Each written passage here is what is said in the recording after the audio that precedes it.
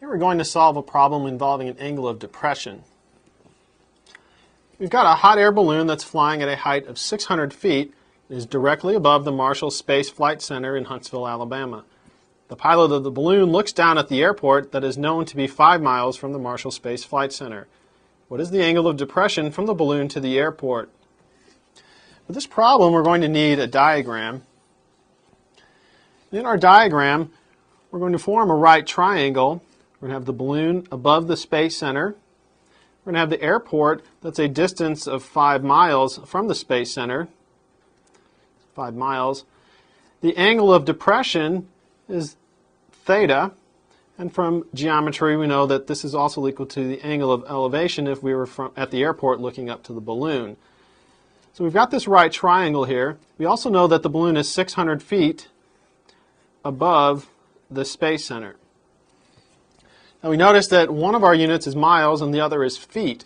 In order to work this problem, we need to have our units be the same. So we're going to convert this 600 feet, we're going to convert the 5 miles into feet. So 5 miles we can write as 5 miles times 5,280 feet in 1 mile. And here the miles will cancel. We'll get that 5 miles is equivalent to 26,400 feet. Now that we have the same units, we can go ahead and continue with our problem. We know that the tangent of theta is equal to the opposite side over the adjacent side. In this situation, the opposite side will be 600 feet. And the adjacent side, remember we had 5 miles, which we changed to 26,400 feet.